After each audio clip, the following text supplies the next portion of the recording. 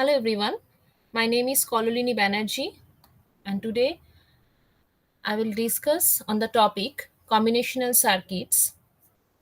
This is from your course of Digital System Design, that is EC302.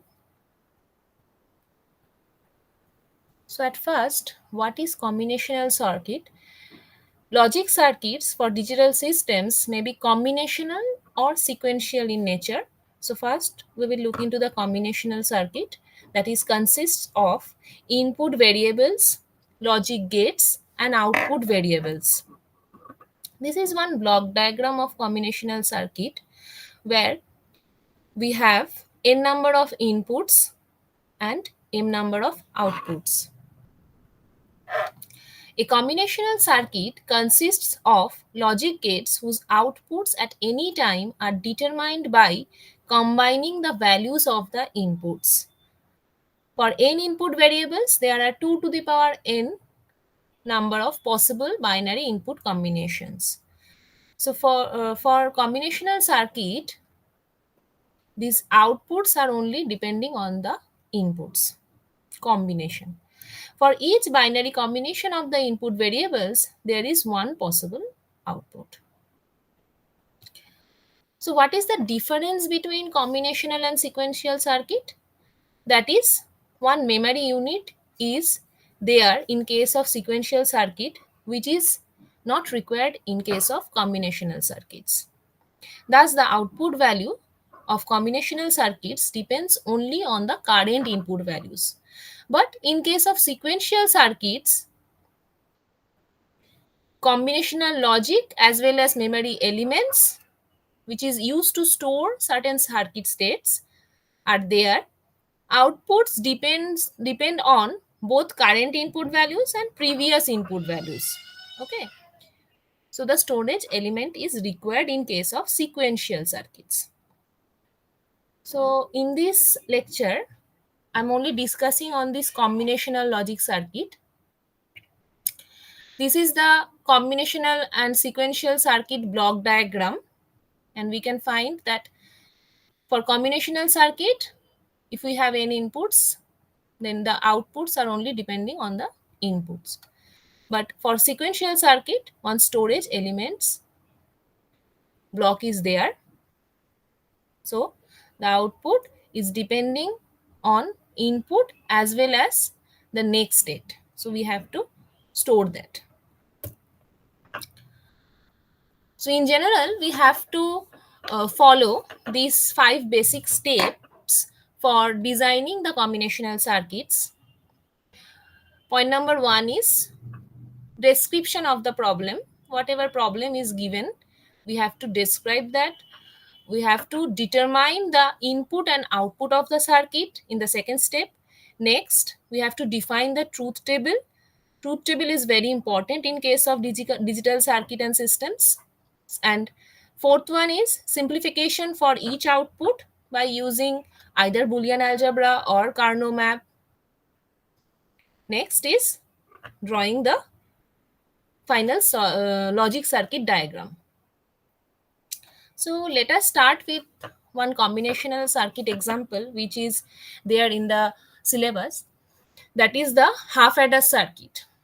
The definition of half adder circuit is basically it is a combinational circuit which adds two 1-bit binary numbers. So we are taking two inputs here, A and B, and after adding we will have two outputs. The addition is taken into the sum output and we also have the carry output. For defining this truth table, let us start with the first case, that is 0 and 0. If both the inputs are 0, then sum is 0, carry is 0. If A is 0, B is 1, then 0 plus 1 is 1, but carry is 0. A plus B is 1 in case of A1, B0, and carry is again 0. But when both A and B inputs are 1, sum is 0, but carry is now 1. So accordingly, we have the final logic circuit diagram where the output sum is the XOR combination, that is A bar B. See, the sum is 1 here and 1 here. So according to sum of product technique, we can write A bar B plus A B bar, and that is A XOR B. And carry is equals to A plus B. Okay. This is just the block diagram. For full adder, we have three inputs, A, B, and C in, and the outputs are carry and sum. So if we add 0 plus 0 plus 0, then sum and carry both are 0. For A, B, C 0, 0, 1, sum is 1, carry is 0. For the third row, A0, B1, C0, so sum is 1 and carry is 0.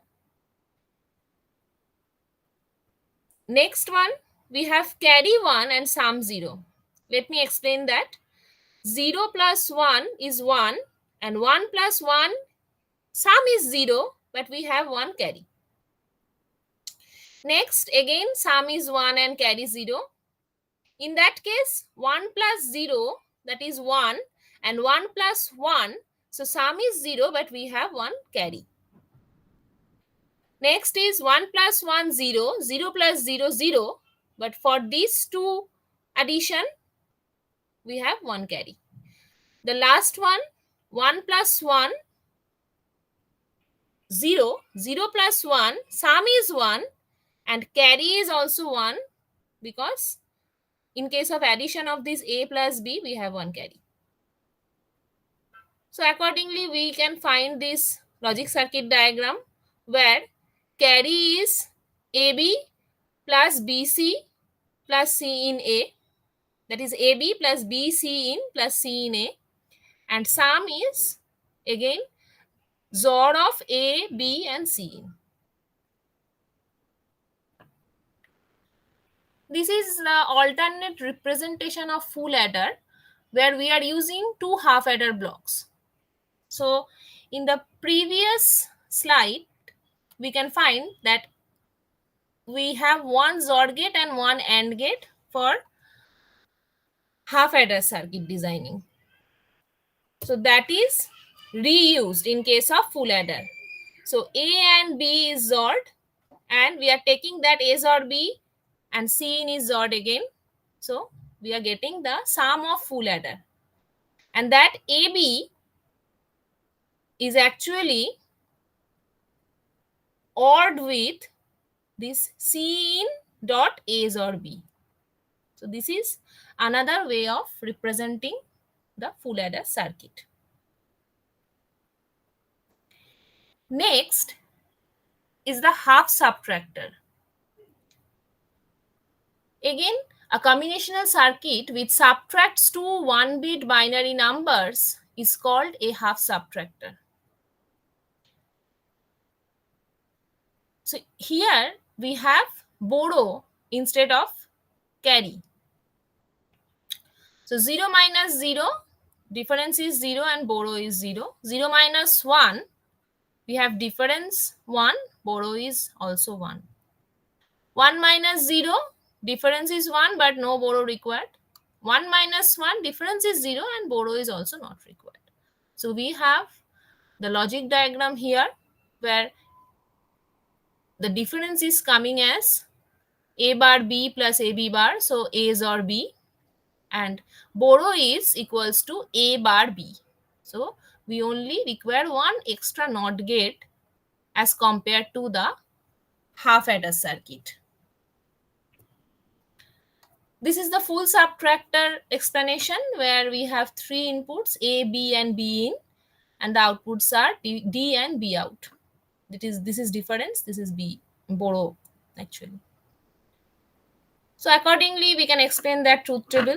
Just I have explained for full adder, and this is the logic circuit diagram for full subtractor. And finally, this is the alternate representation of full subtractor where two half subtractors are used for making one full subtractor. circuit. So this is the end of my today's presentation. Thank you for listening.